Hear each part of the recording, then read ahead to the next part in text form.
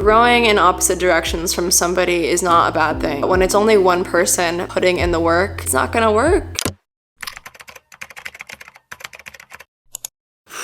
I've been putting this off for so long, but I really have to do it. I've been keeping this secret from you for about 6 months. My husband and I got married 4 months after we met, but 3 years later, here I am about to walk away from something that was supposed to last forever. Hard stuff. You and I are going to chat about 5 things in this video. How my marriage started, how my marriage started coming to an end, the life lessons, reflections, and decisions that got us both to this point. Not all breakups happen because both people hate each other or because the problems in the relationship are unfixable. And the last thing I'm going to talk about is if you and your partner or you and a friend or you and a family member grow apart, it's okay if you choose not to work together and bridge that gap. It's also okay if you try to reconnect, you try to bridge that gap, and somewhere along the way you decide you'd both be better off independently. But in order to talk about all of those things, I need to take you back to the beginning. Brendan and I met in October of 2020. After our first date, which lasted a whole weekend, it sounds crazy, but I knew he was the one and he felt the exact same way. We met on a dating app, but one day he had called me out of the blue and it was my first time hearing his voice on the phone. And he asked me if he could make the drive up to meet me. We've been talking for literally 2 days and this guy calls me. I've never even heard his voice and he's like, hey. And I'm like, hey. He's like, I know this is really last minute. I just want to know if you'd be down for me to drive over. So he's on his way. He'll be here in an hour. What is my life right now? Despite being strangers when we met, and honestly, despite being strangers when he left, we both felt such a strong connection to each other after that first date. And yeah, then I meet him and he's just so sweet. Literally I've literally never connected with anyone like I did with this guy. It was crazy. And things started to progress quickly, very quickly. We started talking about getting engaged 2 months after our first date. Then he proposed to me less than 2 months after that. Now I'm gonna have to stop you there just for a second. I know what you're thinking. What did you expect? You were only 21 and you rushed into the whole decision.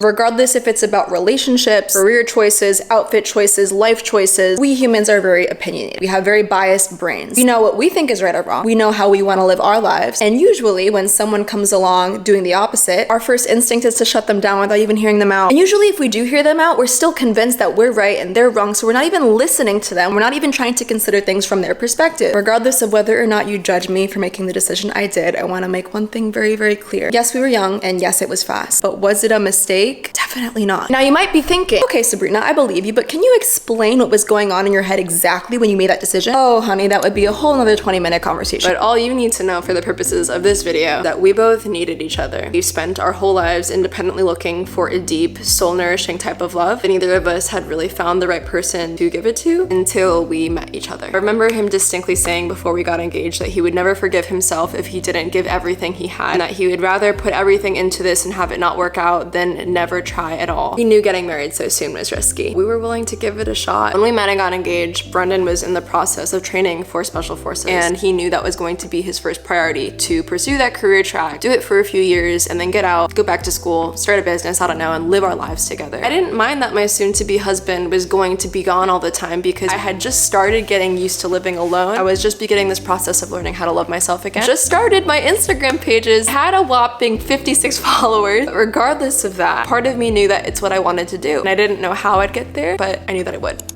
And just when we'd gotten engaged, quite literally everything changed in the hardest and honestly most heartbreaking way possible. This was still early 2022 and Brendan had gotten severely hurt, acquired life-changing, disabling injuries. Around the same time, I also experienced a really devastating personal loss through the death of my younger brother. When you put those two situations together, you get a relationship filled with two people who are rapidly descending into the darkest places they've both ever been. Despite all that pain, our marriage stayed the one beautiful thing that kept us both going. I'm honestly convinced that it kept us both alive. When you lack safety and certainty in yourself and your life, it is very, very easy to latch onto this beautiful thing and convince yourself that you're never going to let go. The main thing we had in common was our love for movement and exercise. Both of us had a very strong shared spiritual practice, and both of us had a very strong commitment to personal improvement, personal development. But in those hard times, all of those shared interests completely fell apart. So we didn't have much in common anymore. I don't think we had anything in common anymore. thing, but we relied on each other completely. And for a bit, it was in a codependent way for both of us. Eventually, it turned into a healthier interdependence and reliance on my end as I began to build myself up and get myself out of that hole. And at that point in my life is where most of you met me. The year between him getting hurt and me losing my brother, I was a relationship content creator. So I shared with you guys very openly about the things we struggled with, the conversations we had, the necessary changes we had to make in order for it to work. We wanted to show anyone who would listen a healthy, happy, committed partnership was possible despite any other circumstances if both people were willing and committed to putting in the work. There came a point when things started breaking down, and eventually a lot of deeper issues came out of the woodworks. And at that time, I stopped posting relationship content and I very strategically started posting more BPD content, and I tried my best to focus wholeheartedly on the problems that were going on at home. I spent a lot of time trying to understand what was going on and more time trying to pretend that those issues weren't there in the first place, but it became clear that we were on our way to not being compatible anymore. Don't get me wrong, we both grew a lot in the 3 years that we were married, but we grew in very different directions. Brendan focused wholeheartedly on his academics and his career, and I focused on those things too. My first priority was healing. When one person stops working on those parts of themselves, communicating, solving conflict, growing becomes impossible. We were stuck in these loops, these recurring arguments, and nothing could get fixed. And the whole thing just spiraled into a mess. And that's when we started entertaining the thought that maybe we're not the right people for each other anymore. Growing in opposite directions from somebody is not a bad thing, but when it's only one person putting in the work, inviting them to change, it's not gonna work. The day I decided definitively that I didn't want to be in the relationship anymore did not happen quickly. For a couple months, we had many soul-searching conversations. Ultimately, we were able to get on the same page about one thing. Neither of us could give the other person what they wanted or needed. And despite the initial shock, the guilt, the rage, we eventually reached a place of mutual acceptance and peace. Separating would truly provide both of us the best possible chances to live a very healthy and fulfilled life. For the past 4 or 5 months that I've been keeping the secret from you, we've been uncoupling very slowly, living with your soon-to-be ex. After deciding that you're gonna break up, presented its own challenges, but it was beautiful. I wouldn't have changed it for the world. I'm glad we took our time. It just helped us become more confident that this was the right decision for us. We may have started our relationship certain that our love was the most real and true thing in the world, but honestly, both of us still believe in true love now more than ever. Our love for one another is so genuine that we were able to work as a team and come to the decision that in order to protect it, just as two human beings who are family, we needed to go our separate ways. In North Carolina, you have to separate for a year before you file for divorce, and a lot of couples spend that time in separation working on themselves, going to couples therapy, specifically with the intention of getting back together. That's not necessarily our intention. We're using this time to focus on ourselves, to make the decisions that we think will make us the most happy, learn as much about ourselves as humanly possible. And after our required year of separation, if that ends in divorce, we'll be more ready for that than we are now. And I have one more thing to say about this as I stand in my now empty living room. The thing I struggle with the most is feeling like I didn't do enough to work things out, which obviously in my case isn't true. I know that we talked about this for a long time. We both made improvements and still came to the decision that this was the best thing for us. But before I got to the point where I was certain of that, the guilt I felt was crushing because society feeds us this narrative that when you get married to somebody, it's the highest form of commitment. And when you make a commitment to somebody, no matter what, you have to stick to it and you have to work things out. But can we agree that that's such an out of context and old-fashioned way to think about a marriage? In my opinion, when you're making a commitment to somebody, like spending the rest of your life with them, you're making a set of commitments that you want to uphold, and you're going to try your best to uphold them in all circumstances, and the other person is doing the same. Now, obviously, when you marry somebody, you know life is going to change. You know you're going to have to get through some shit together, and you know it's going to be hard. But sometimes life happens and it changes you a lot. And sometimes with the way that change pans out, there really is no compromise that can happen to save the relationship or make both people happy without one person having to make sacrifices that make them fundamentally unhappy in some way. And that's what happened with us. Don't get me wrong, there were still things we could try, and I'm sure there were still compromises we could make. The reality is, if we made those compromises and those sacrifices to give us another chance, we'd still be unhappy. And that happens sometimes. There's no one at fault. It's just the way things kind of unravel. I'm trying to be gentle with myself because yes, we got married young, but when I look back, life happened to us so quickly. Something extremely traumatic and painful happened to both of us extremely early on in that marriage. And we had to spend our entire marriage trying to figure out how to survive. Sometimes when both people go through trauma at the same time and both people are trying to rebuild themselves up, it makes complete sense that